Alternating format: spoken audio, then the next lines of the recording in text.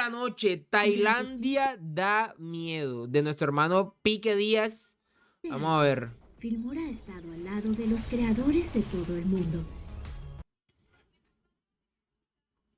Neutro. El 26 de enero de 1998 en Bangkok, los vecinos de una residencia universitaria comenzaron a notar un olor insoportable que se extendía por todo el edificio. Al principio pensaron que se trataba de un problema en el sistema de drenaje, hasta que el hedor se volvió imposible de soportar. Cuando revisaron el pozo séptico, encontraron algo que heló la sangre de todos: los restos de Yenjira Ployankunsri, una estudiante de medicina de 23 años que había sido reportada como desaparecida 4 días antes. No era un crimen común, era una escena aberrante: piel, extremidades, cabellos, dedos, todo picado como si hubiera sido hecho por un experto. Yenjira tenía 23 años y cursaba el 5º año de medicina en la Universidad Maidol, uno de los centros educativos más grandes e importantes de Tailandia. Porque en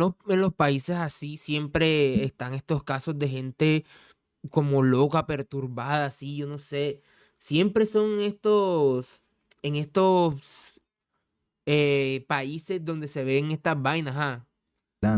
Vivía en Bangkok, en una residencia cerca del campus universitario. Era una chica reservada, disciplinada y muy enfocada en su carrera, a veces demasiado. Su rutina era bastante intensa: clases desde temprano, prácticas clínicas y noches enteras estudiando. Pero a pesar de eso, intentaba llevar una vida normal. Iba con frecuencia a misa, pasaba tiempo con sus padres y su abuela, y compartía a menudo con su novio, Serm Sakonrat, un chico que conoció en la iglesia y que también estudiaba medicina. Realmente Yenjira era una chica común de Bangkok, nada fuera de lo normal, hasta que un día su vida cambió de la noche a la mañana. Mejor dicho, no cambió, simplemente se acabó. La mañana del 26 de enero de 1998 había quedado en verse con su novio en el Central World, un centro comercial de Bangkok. Después de la cita pasaron las horas y no hubo señales de ella. Su abuela, acostumbrada a recibir una llamada o un mensaje cada tarde, comenzó a preocuparse. El novio decía que no sabía dónde estaba. Según él, habían estado juntos un rato y luego ella se había ido a su casa. Los padres tampoco tenían noticias suyas, no hablaban con su hija desde el día anterior. Realmente todo empezó a tornarse muy raro de un momento a otro. Sin explicación alguna, Yenjira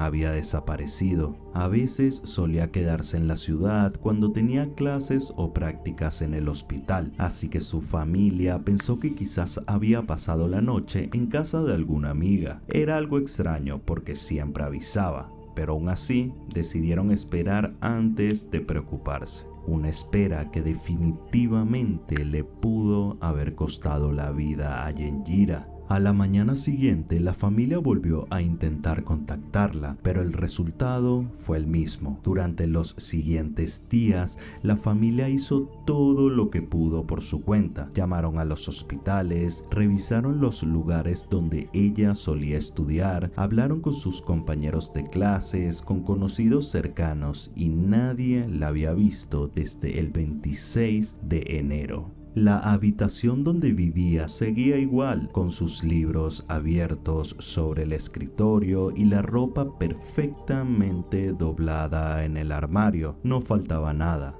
únicamente ella. 2 días después, la familia por fin puso la denuncia. En mi opinión, tardaron demasiado tiempo en reportarla como desaparecida. El oficial La verdad es que sí, porque yo por lo menos un familiar mío me dice, no, o sea, por ejemplo, por frecuencia siempre viene a cierta hora y de repente yo veo que ese día va como que tarde o viene tarde, yo lo llamo.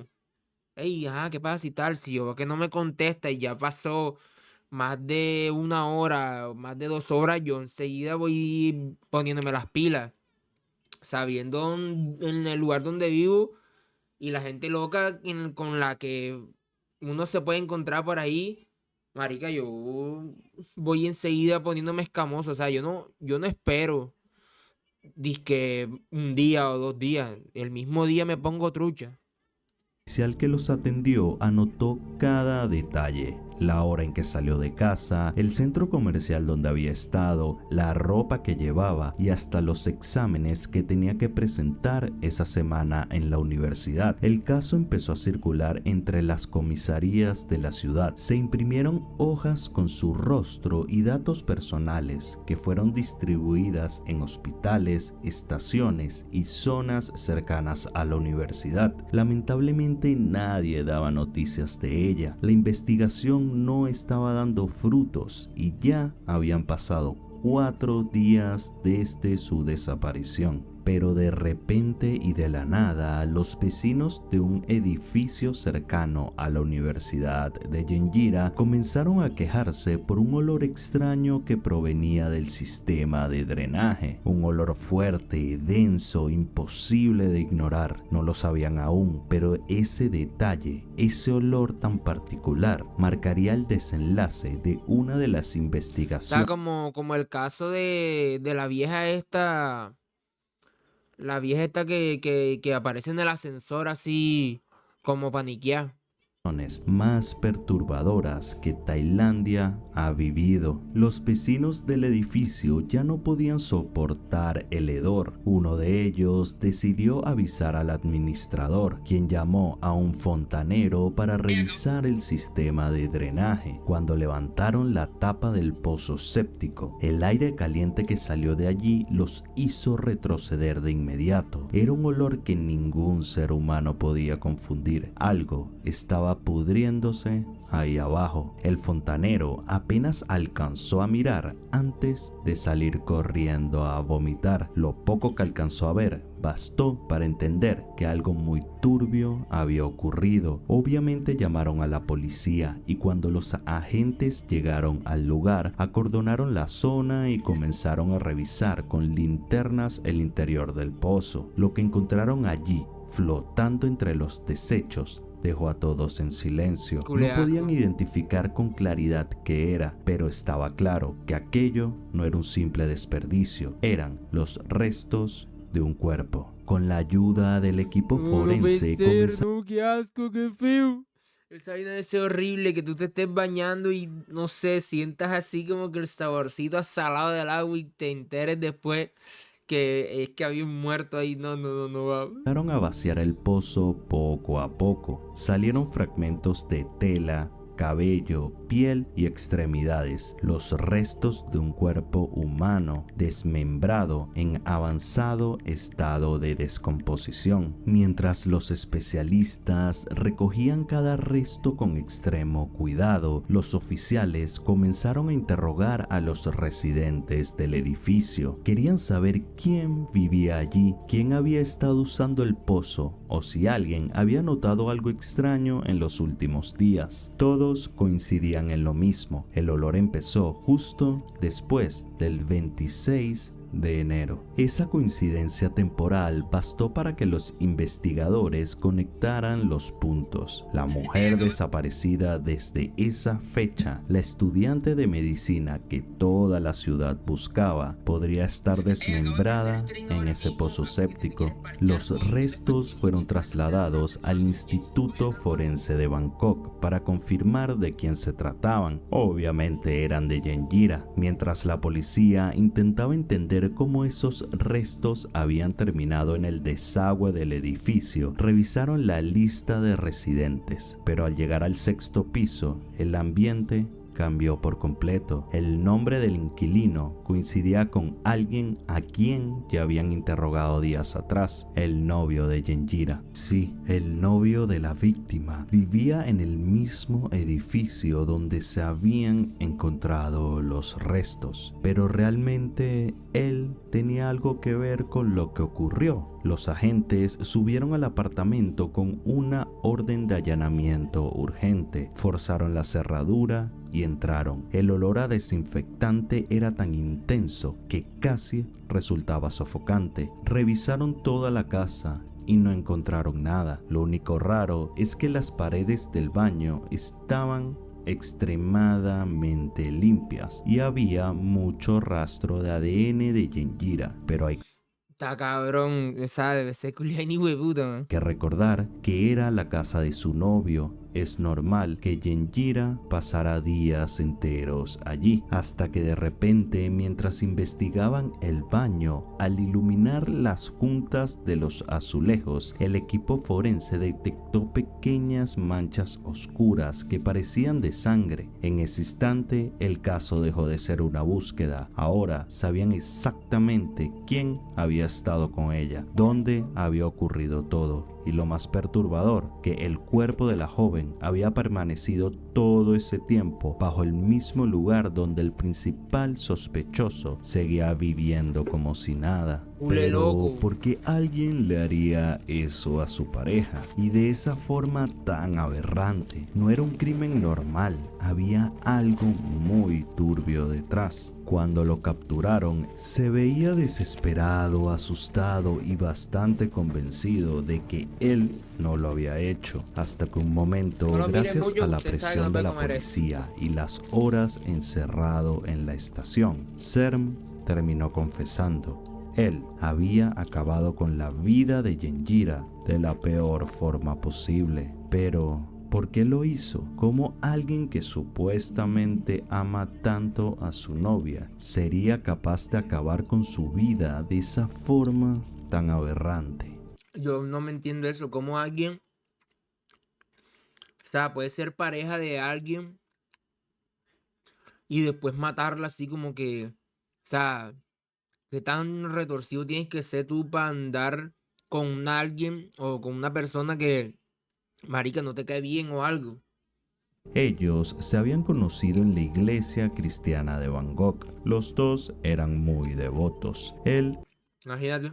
era un chico brillante, de esos que parecen estar un paso adelante del resto. Con apenas 15 años, fue aceptado en la Facultad de Ingeniería de la Universidad Maidol y a los 19 ya se había graduado. Como te puedes dar cuenta, Serm era un genio, algo fuera de lo común. Así que como reto personal, después de haber terminado la carrera de ingeniería, empezó a estudiar medicina. A los 25 años ya tenía un título universitario y estaba a punto de terminar el segundo. Un estudiante excepcional, admirado por sus profesores y respetado por sus compañeros. El tipo de personas que todos consideraban destinada al éxito. Su inteligencia estaba muy por encima de lo común y eso inevitablemente llamó la atención de Genjira, que con el tiempo decidió formalizar una relación con él. Ambos compartían la misma fe, los mismos intereses y el mismo entorno académico exigente. Serm aseguró que la relación iba muy bien y que todo estuvo perfecto los primeros años, pero que con el paso del tiempo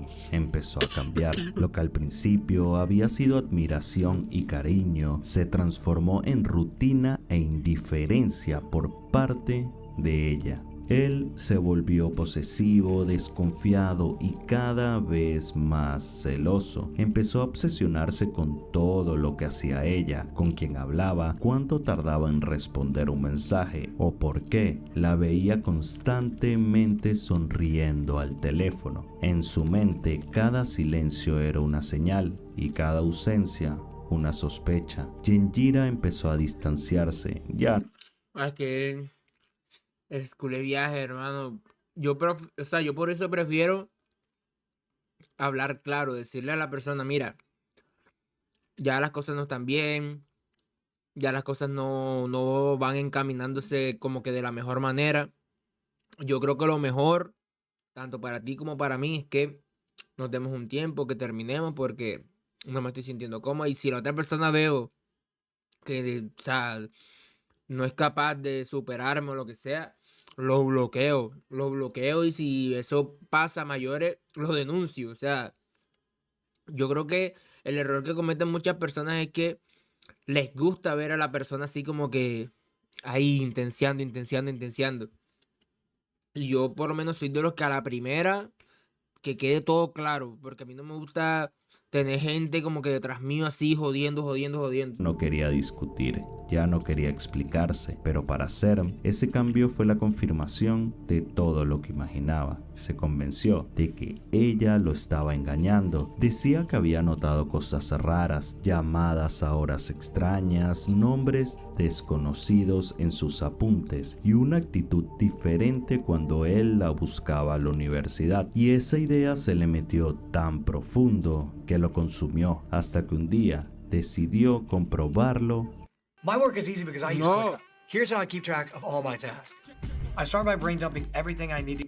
Por sí mismo. La siguió, la esperó fuera de su residencia universitaria, la observó salir con una amiga y de repente confirmó lo que él pensaba. La vio reunirse con otro chico de una forma muy amorosa. Desde ese momento ya no hubo marcha atrás. Él no le dijo lo que había visto, la amaba demasiado. Eso es lo que pasa, que no hablan claro. A veces dicen como que no, que por qué lo hizo y tal. No se justifica, ok, no se justifica, pero... O sea, ¿para qué haces esas cosas escondidas? Si tú no conoces a la otra persona del todo, ¿por qué cometes el error de engañarlo de esa manera y de ocultarlo de esas cosas y no hablarle claro ya? Sin saber cómo va a reaccionar. Como para terminarle por infiel. En cambio, lo que hizo fue ponerse cada vez más posesivo y celoso. Discutían por El error también fue de la persona. Porque ella tenía que haber terminado las cosas y va a andar con otro. Ese es el error que cometen muchas mujeres que de pronto no ven, que se meten con el uno. Entonces cuando ya las cosas no van bien, se van metiendo con el otro sin terminarle a uno. Como para, si las cosas no salen con este, pues ya vuelvo con... No. Si tú dejaste de sentir algo por alguien, córtalo enseguida. Córtalo enseguida, de raíz. No te pongas a andar y que voy a andar con este, porque eso es buscarte un mal. Y muchas mujeres se han muerto por eso. cualquier cosa. Él quería saber dónde estaba, con quién, qué hacía y a qué hora volvía, pero ella minimizaba sus preocupaciones. Cada vez lo trataba peor y más distante. Así que el 26 de enero de 1998, Porque no le termina de una. Porque no le termina de una. Serm le había pedido a Yenjira verse para intentar arreglar las cosas. Desde el principio la conversación no fue buena. Lo que se suponía que era una salida para arreglar las cosas se convirtió en una pelea sin sentido. Por eso, en el momento de calentura, Yenjira tomó la decisión de terminarle. Le dijo que ya no lo quería y que no tenía sentido seguir discutiendo, que era el momento de terminar todo. Él intentó insistir en que era posible arreglar la relación y volver a los tiempos en que todo era perfecto. Le prometió cambiar y dejar de ser el celoso posesivo en que se había convertido. No le importaba si ella le estaba siendo infiel, solo quería continuar la relación. Pero Yenjira ya había tomado su decisión, había puesto punto y final a lo que tenían, y nada, ni las promesas ni las súplicas iban a hacerla cambiar de parecer. La discusión se empezó a acalorar por ambas partes. Serm estaba molesto y triste y Yenjira no dejaba de gritarle diciéndole que ya no lo quería. Así que para poder hablar más tranquilos, sin gente alrededor, se subieron al carro de Yenjira y se fueron al estacionamiento. Obviamente en el carro la discusión se calentó aún más. Ella se mantuvo en su decisión y él perdió el control. De un momento a otro, al ver que Yenjira no cambiaba de parecer y en una explosión de ira, la golpeó, la cogió por el cuello y la estranguló con sus manos mientras la miraba fijamente a los ojos, observando cómo la vida de la mujer que supuestamente amaba iba dejando su cuerpo. Cuando se dio cuenta de lo que había hecho, ya era tarde. Al parecer, Yenjira estaba muerta en el asiento del coche. Ahí empezó la parte más fría de todo el caso. Serm no llamó a la policía, no llamó a la familia ni pidió ayuda. Es más, ni siquiera sintió remordimiento. En el fondo sentía paz porque sabía que al haber acabado con la vida de su novia, ya no podría serle infiel. Metió su cuerpo en Imagínate, culé loco. la parte trasera del coche y se quedó un rato dentro de él, pensando qué hacer. Él sabía perfectamente que si se descubría que había matado a Yenjira, su vida se acababa, sus estudios, su expediente brillante y su futuro se arruinarían por completo. Después de estar cerca de 2 horas con el cuerpo en el carro, salió del estacionamiento del centro comercial y condujo hasta su casa. Al llegar ya era de noche y llevaba horas con el cuerpo de Yenjira en el coche. Subió el cuerpo hasta su apartamento, el 604. Lo primero que hizo fue llevar el cuerpo al baño, lo puso dentro de la ducha y lo dejó por un momento mientras preparaba todo para ejecutar lo que había pensado. Pero en ese momento ocurrió algo que lo sacudió por completo. Realmente Yenjira no estaba muerta, solo había estado inconsciente por horas. El cuerpo de su novia había empezado a moverse, recobrando lentamente la conciencia. Él la observaba fijamente asustado, no sabía qué hacer, no la había matado y apenas se despertara por completo lo iba a denunciar por intento de asesinato. Estaba en pánico, así que fue a su cuarto, sacó el arma que le había regalado su padre, se devolvió al baño y al verla confundida y con los ojos abiertos, la apuntó directamente a la cabeza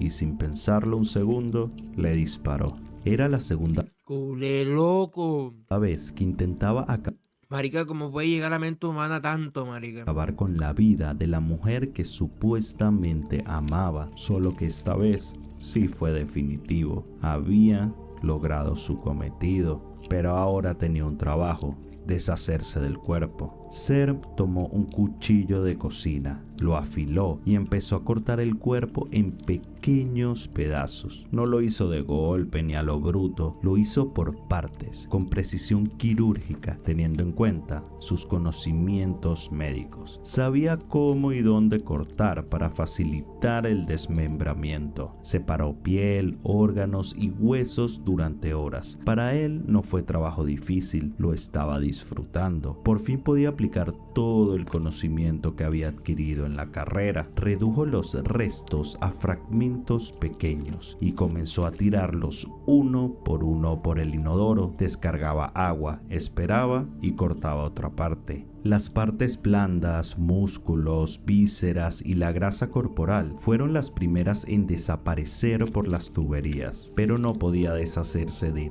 todo por el inodoro. Eran 50 kilos de restos humanos, era imposible tirarlo por ahí, así que la cabeza, los huesos largos y el cráneo los metió en bolsas negras, las selló con cinta y esperó a que amaneciera. Cuando el cielo comenzó a aclarar, bajó las escaleras con las bolsas, las metió en el coche y condujo hasta el río Bang Pakong, una zona apartada Dios me libre de una loca así. a las afueras de Bangkok. Se detuvo en el puente, esperó a que no pasaran vehículos y arrojó las bolsas al agua, una por Señor. una, observando cómo se hundían hasta desaparecer. El De Dorito le regreso cae mal. a su apartamento, limpió el baño y la habitación con cuidado, lavó la bañera, el piso y las paredes, quemó parte de la ropa de Yenjira y escondió algunos de sus objetos personales. Quería borrar toda señal de lo que había hecho, como si ella nunca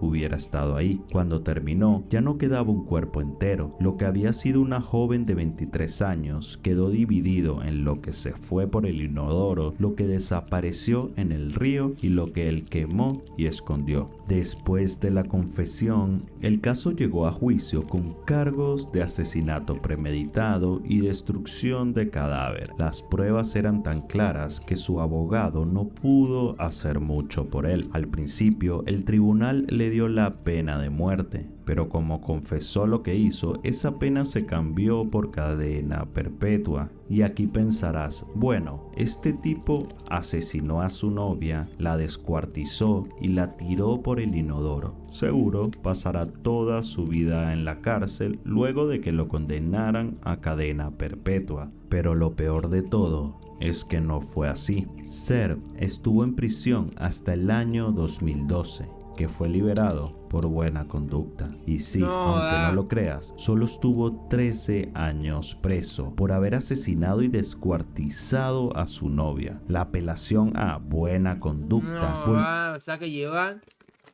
13 años en libertad después de haber matado y descuartizado a alguien. volvió a dejar libre a un criminal aberrante. Si fue capaz de hacerle eso a su novia, la persona que más amaba, ¿qué queda para los demás? El sistema de justicia en Tailandia definitivamente es un chiste. Nunca entenderé estas liberaciones. Y bueno, eso fue todo por hoy. Gracias por haberte quedado hasta el final del video. Si quieres... Increíble, loco. Increíble.